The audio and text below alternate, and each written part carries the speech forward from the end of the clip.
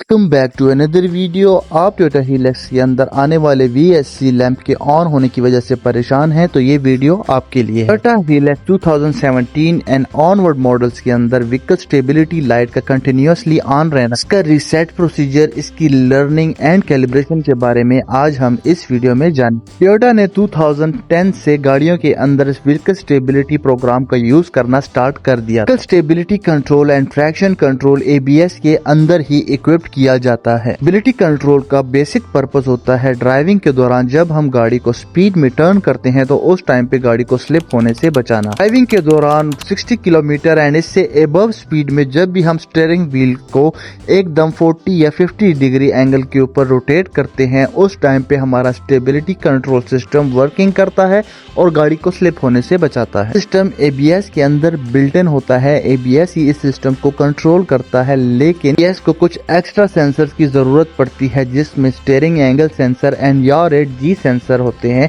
याw rate G sensor नई गाड़ियों के अंदर एयरबैग कंट्रोल मॉड्यूल के इंटरनल ही होता है। वीडियो में आगे बढ़ते हैं और सबसे पहले ये समझने की कोशिश करते हैं कि स्टेबिलिटी कंट्रोल किस तरह से वर्किंग करता है। हम कार को अबव 60 किलोमीटर की स्पीड से ड्राइव कर रहे होते हैं और एक्सीडेंटली कोई ऑब्जेक्ट गाड़ी के सामने आता है, ड्राइवर क्विकली रिस्पॉन्स लेते हुए स्टीयरिंग व्हील को रोटेट करता है ताकि उस ऑब्जेक्ट से बचा जाए। सारी information G sensor and steering angle sensor provide करते हैं और उसी बेसिस पे एक व्हील की ब्रेक अप्लाइड की जाती है ताकि गाड़ी स्टेबल रहे। गाड़ी को स्ट्रेट करने के लिए स्टीयरिंग व्हील को काउंटर किया जाता है और इस टाइम पे भी यही system vehicle stability system working करते हुए G सेंसर की मदद से एंड स्टीयरिंग एंगल की मदद से गाड़ी को स्टेबल रखती है। ये थी व्हीकल स्टेबिलिटी कंट्रोल सिस्टम की वर्किंग। अब हम इसके अंदर यूज किए जाने वाले कंपोनेंट्स एंड पार्ट्स के बारे में जानेंगे। तो इसके अंदर स्टेबिलिटी कंट्रोल के अंदर दो मेजर जो पार्ट्स होते हैं वो होते हैं steering angle sensor and yaw rate G sensor.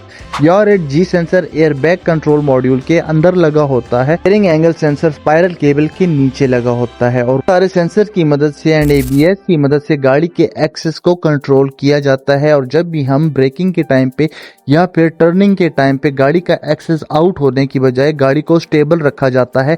इस सिस्टम का बेसिकली पर्पस होता है गाड़ी को स्टेबल रखना। ABS कंट्रोल मॉड्यूल का एल्गोरिथम खुद ही ये डिसाइड करता है कि उस वक्त पे कितने व्हील्स के ऊपर ब्रेकिंग की जाए। व्हील अलाइनमेंट के changes and steering angle sensor की वैल्यूज के अंदर चेंजेस की वजह से स्टेबिलिटी कंट्रोल सिस्टम की लाइट ऑन हो जाती है और उसकी दो कॉजेज, मेजर कॉजेज होती हैं। या तो स्टीयरिंग एंगल सेंसर डैमेज हो चुका है या एंगल की 0 पॉइंट कैलिब्रेशन या 0 पॉइंट की लर्निंग दोबारा से की जानी चाहिए। ड्राइविंग करते हुए ABS control module G sensor की हेल्प से स्टीयरिंग एंगल सेंसर के डिफरेंस को लर्न करता जाता है और जब भी गाड़ी की व्हील अलाइनमेंट की जाती है तो इस लर्निंग के अंदर डिफरेंस आ जाता है। प्रॉब्लम को सॉल्व करने के लिए हमें पहले से लर्न वैल्यूज को क्लियर करना पड़ता है ताकि ABS कंट्रोल मॉड्यूल नई वैल्यूज को दोबारा से रीलर्न कर सके। कि एक और रीजन भी हो सकती है, अगर गाड़ी की सस्पेंशन के अंदर या व्हील्स के अंदर कोई प्रॉब्लम आ चुका है जिसकी वजह से गाड़ी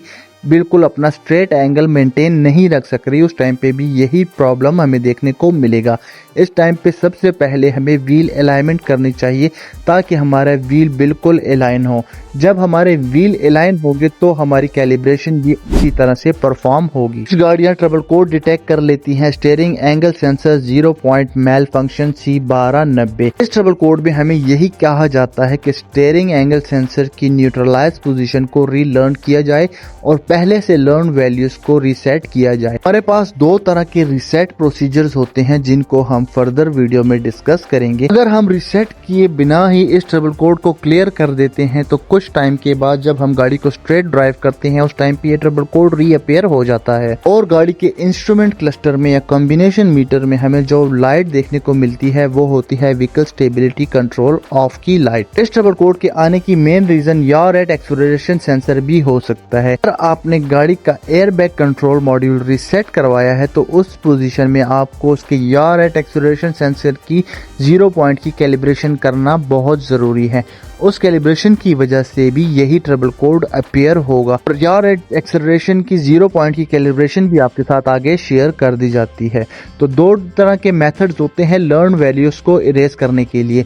2017 से पहले की जो गाड़ियां होती हैं अर्ली मॉडल्स के अंदर हमें बैटरी के नेगेटिव टर्मिनल को उतारना है 5 मिनट के लिए।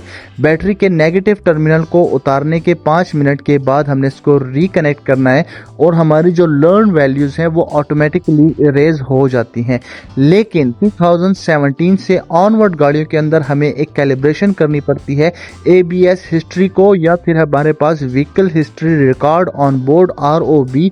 ये दो कैलिब्रेशंस हमें करनी होती हैं। हमें इग्निशन स्विच को ऑन करना होता है और ROB हिस्ट्री को क्लियर करना होता है। यहाँ पे हमारे पास फॉल्ट कोड भी हमें प्रोवाइड किए जाते हैं जो फॉल्ट कोड डिटेक्ट किए गए हों। क्लियर के दौरान हमारा फ्रीज फ्रेम डेटा और पहले से स्टीयरिंग एंगल सेंसर की लर्न वैल्यूज को रिमूव कर दिया जाता है। कुछ गाड़ियों के अंदर इसी कैलिब्रेशन को करने का एक दूसरा पैटर्न होता है, इसको कहा जाता है ABS हिस्ट्री। तो हमने स्कैन टूल लगाना है, ABS में जाना है और ABS में जाने के बाद स्पेशल फंक्शन में जाके यहाँ पे हमारे पास ABS हिस्ट्री होता है। ABS हिस्ट्री को जब हम क्लियर करेंगे यहाँ पे हमारे पास फ्रीज फ्रेम डेटा और हमारे पास recorded learn value steering angle sensor की रिमूव हो जाएगी। रिपेयर मैनुअल की इंफॉर्मेशन है व्हीकल हिस्ट्री के बारे में कि व्हीकल हिस्ट्री करने से क्या होता है, इससे हमें क्या बेनिफिट होता है और ये कैसे वर्किंग करती है। तो ये कुछ इंफॉर्मेशन है, आप चाहें तो इसको पढ़ सकते हैं। ऐसी लाइट के ऑन होने की दो सबसे मेन रीजंस आपके साथ शेयर कर दी गई हैं और दो जो पैटर्न हमारे पास होते हैं लर्न वैल्यूज को क्लियर करने के वो भी आपको बता दिए गए हैं।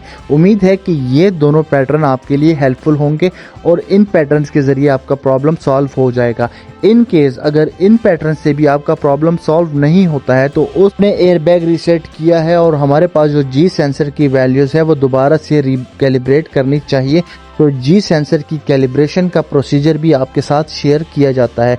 G सेंसर को कैलिब्रेट करने के लिए सबसे पहले हमें रीसेट मेमोरी करना बहुत ही ज़रूरी होता है और रीसेट मेमोरी करते वक्त इग्निशन स्विच ऑन होना चाहिए, पार्किंग ब्रेक अप्लाइड होनी चाहिए और अगर गाड़ी मैनुअल है तो वो न्यूट्रल होनी चाहिए, ऑटोमेटिक है तो वो पार्क में होनी चाहिए। ABS की कैलिब्रेशन के दौरान इन कंडीशंस का फुल होना बहुत ही ज़रूरी है, अदरवाइज हमारी कैलिब्रेशन प्रोसीड नहीं होगी।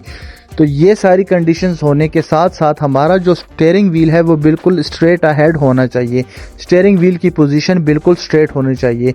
इग्निशन स्विच ऑन करने के बाद हमने रीसेट मेमोरी करना है, स्पेशल फंक्शन में जाके वहां से रीसेट मेमोरी परफॉर्म करना है और रीसेट मेमोरी के बाद ABS में हमारे पास टेस्ट मोड का स्पेशल फंक्शन होता है। हमने स्पेशल फंक्शन से टेस्ट मोड को ऑन करना है 5 सेकंड के लिए और 5 सेकंड तक हमने गाड़ी को उसी क्राइटेरिया में उसी पोजीशन में रखना है।